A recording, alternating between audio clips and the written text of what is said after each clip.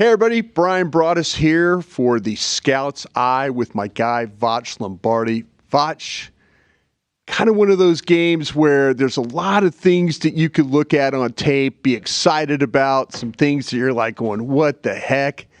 But I know you're going to break it all down for me today. Man, Brian, I'm constantly giving credit to Schottenheimer, giving credit to Clayton Adams. I don't want to say nothing about no past administrations, Brian. All I want to do is be happy about what we have now. Brian, we had a Jake Ferguson touchdown, Brian, that I thought was just set up nicely. We're going to go to the board here. We're going to run the play. We're going to come back, and we're going to do a little bit of discussion, that Bryan was a Broaddus. pretty play.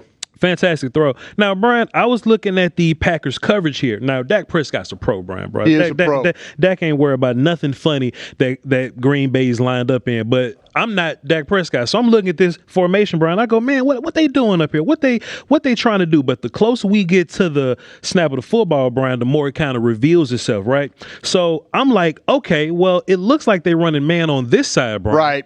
But this still down bottom gives you a zone look. You see this corner here, Brian. He's not lined up directly over Jake at first. Right. He's lined up more of an outside leverage to Jake. So I'm like, man, why does that look like that? Because they're playing match on one side. Right. And match is like zone until then man, right? Right.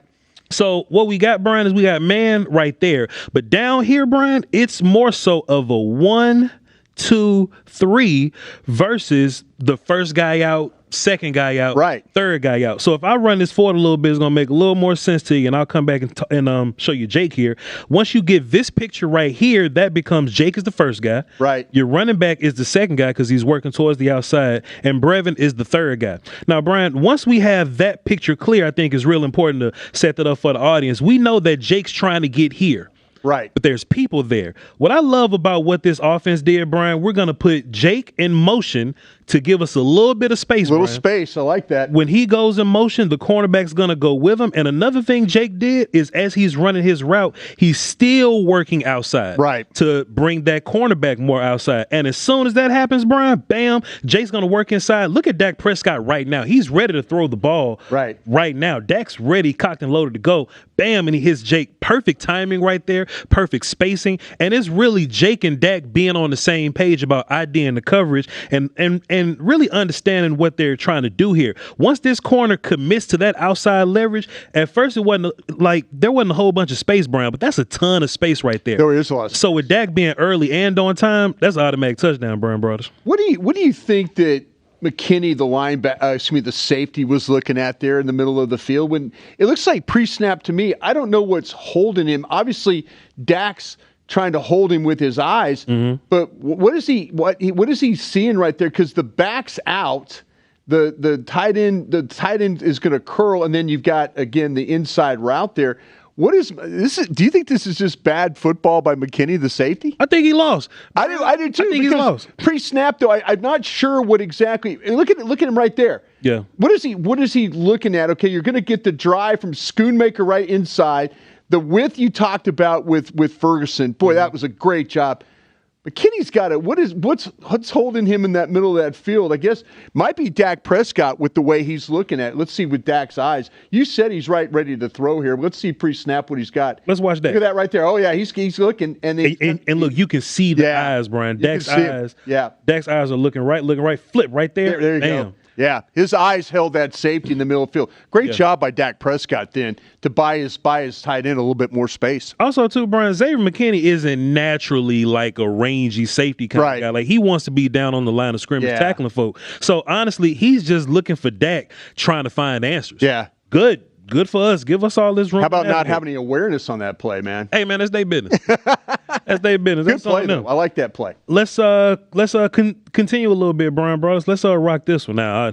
Brian, this was fun right here, Brian. I'm always gonna. Oh, you like the pullers? You're always going to talk about offensive pullers. I'm gonna give credit to Clayton Adams for bringing more run schemes to the party. Now, Brian, this is a dart. Okay, I'm gonna bring dart. This is a dart. I'm going to bring up my whiteboard here, Brian. If we're trying to deal with this linebacker, we could run power, Brian. Right. And power is when you get a guard pulling to the front side linebacker. Sure. Dart, same thing in concept, but this time it's that backside tackle. Right. Now, Brian, me and you talked about this a long, long time ago, but I'm going to constantly come back and say that we're right about this. Yes.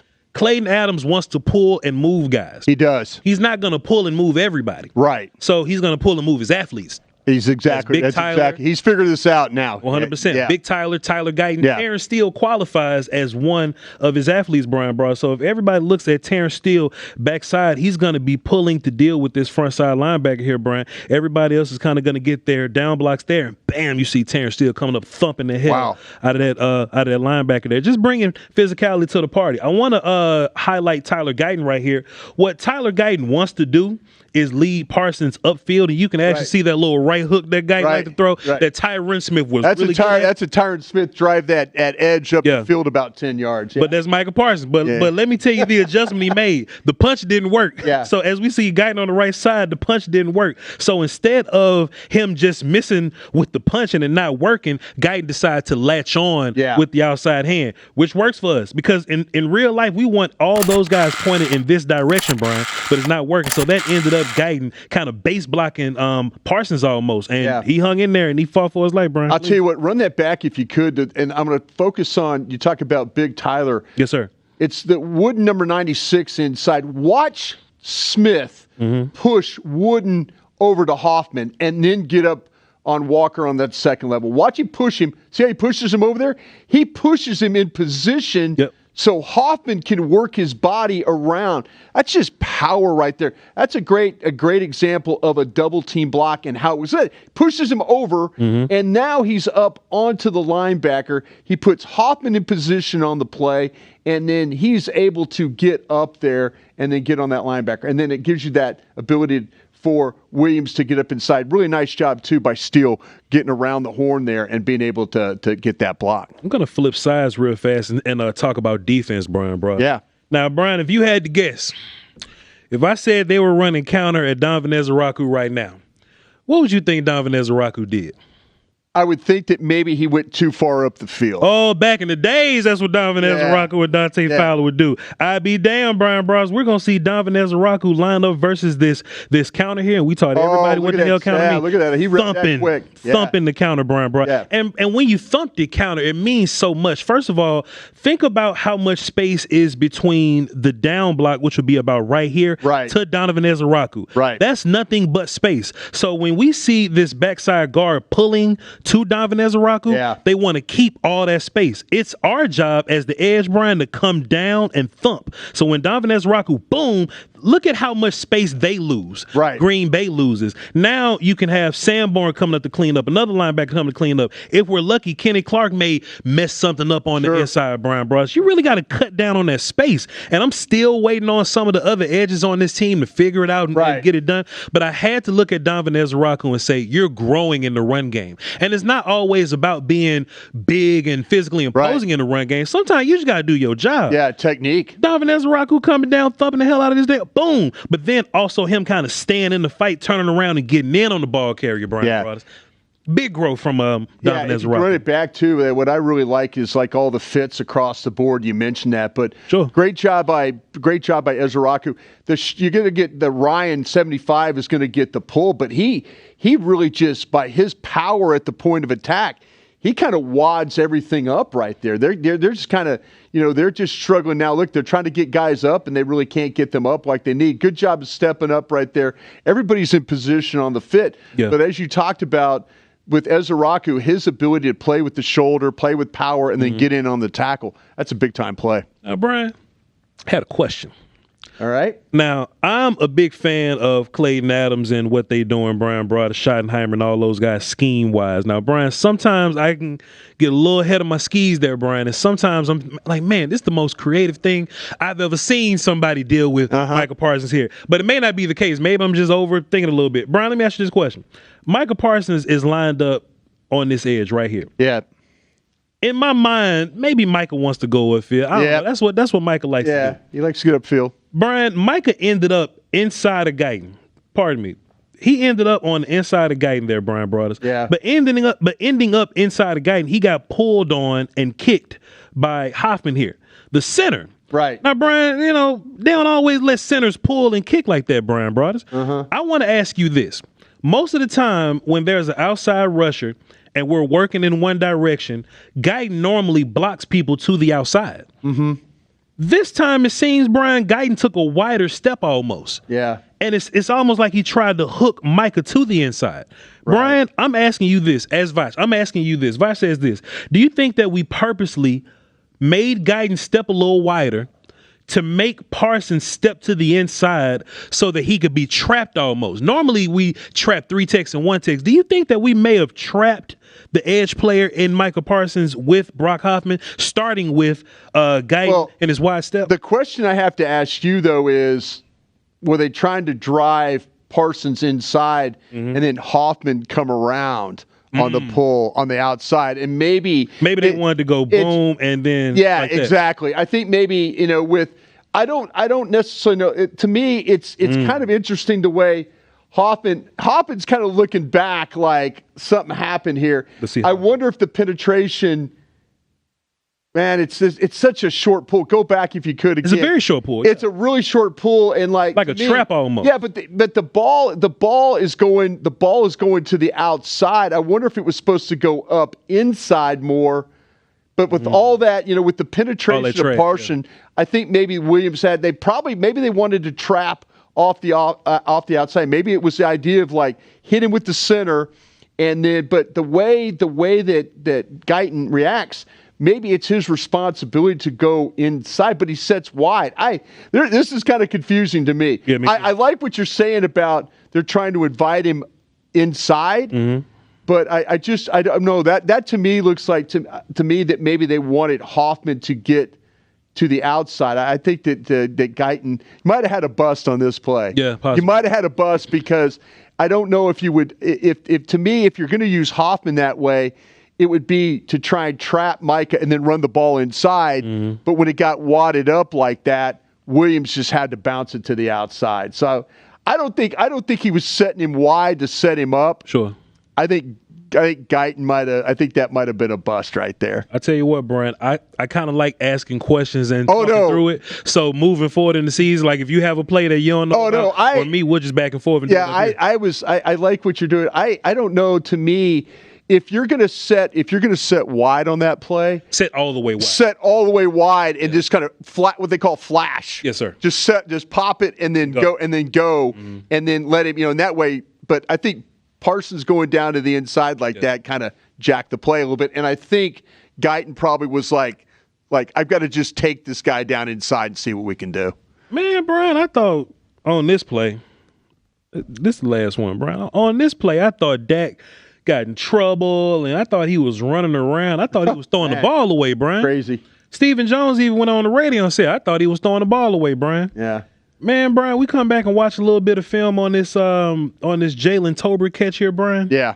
I just want to run this for let everybody watch it. Everybody just take in the play. We'll come back and talk about it. Look at all the pressure going on up front here. Yeah. Look at all the trouble that, Dak is in, having to run for his life. And then I thought that Dak was throwing it away.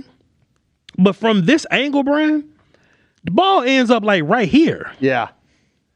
If Dak was throwing the ball away, Brian, and look, man, I don't know nothing. But if Dak was throwing the football away, I would imagine that it'll be like closer to the line of scrimmage. No, where we at? Cool. I would imagine it'll be closer to the line of scrimmage, Brian, but like over here somewhere. Yeah. If he's throwing the ball away. Do you think, Brian, that Dak maybe just trusted Tolbert to see the ball in the air? Yeah. Because look, this what made me say it, right? This what made me say it. Let me just run it back. What makes him bring Tolbert all the way back to that spot? Time in the Dak yard or something, bro. Yeah. But look, this is why I think it's a safe bet for Dak. And if Dak is thinking about this on the go, then kudos to him. But he gets in trouble. And Brian, what I think matters here is that there are no defenders here. Right. I think that's why this matters the most. Right. If it was defenders up in the sideline to where they can, redirect and make a play, I don't think Dak throws that ball there. I see Dak looking at nothing but space and opportunity here. Right. And also this DB, let me bring it back a little bit, Brian.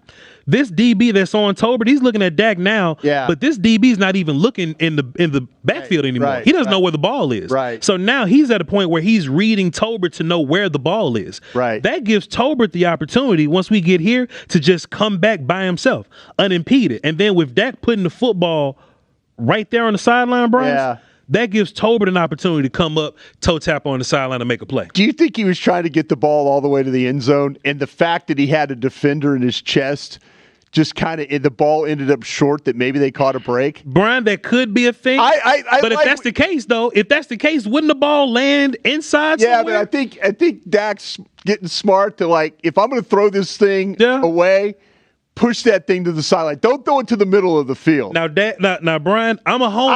I know. I'm naive. I know you're a homer. So this is great quarterback play. I know. I think it's brilliant quarterback play. I get it. Give Tolbert a lot of credit for like, you know, and he did the defender, the corner got lost up top, but give Tolbert a lot of credit for seeing where the ball was. I mean, where that ball ended up, it was on the 6-yard line. I think Dak's trying to get that thing all the way to the end zone and see what happens. The winners of the war rewrite history. We write history, Brian.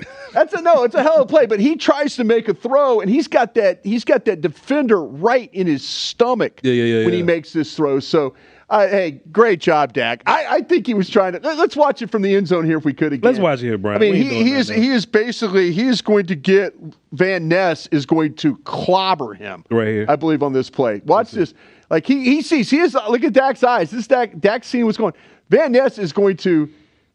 Oh no, I take that back. It's Wooden that got him. It was Wood. I thought it was Van Ness. Van Ness with the initial pressure, and then it was Wooden coming around there. Right there, he beats. Oh man, hit him right in the stomach. And I tell you what, Brian, you up here talking about Dak just throwing a prayer up there. That looked like some damn good quarterbacking right there. I tell you what, Nate, looking from it from the end zone copy, it does look like some damn good quarterbacking. Because if it's way far out of bounds, then you on to something, or if it's far inside. He threw this thing, and Brian, something else that just gives me a clue. He threw the ball in the same place. Hater right now. It's all good. No. Look, the ball was placed similarly to where he threw the ball to Turpin on Turpin's big kick, right along the sideline here, and just let your wide receiver go make a play. Brian, I sound like a homer. You may be a little more more dialed in right now. I think Dak is just doing some creative footballing right now, and I think he's just winning. When you watch it from the end zone, when you watch that play from the end zone, it kind of looks like that Dak is like trying to bring Tolbert back to the field. You talked about it with all the space and all that. So, appreciate you, sir. Thank you very much on that. I appreciate you doing that. All right, that's going to do it for this segment of the Scout Side. And my guy Voch Lombardi, always bringing it to you every Tuesday and Thursday. We're going to have some type of video up for you. We're going to have a replay of what happens on the game, post-game stuff. We're going to do it here on Tuesdays, and then we'll break down the next week's opponents. This week it'll be the New York Jets. We'll see them on Thursday. So make sure you're checking out everything here on Crown Global Media. Like I say, we've got our shows, we've got our breakdowns, we've got our shorts, we've got all these things coming up for you here in the future. So we appreciate you guys. Take care. We'll see you next time.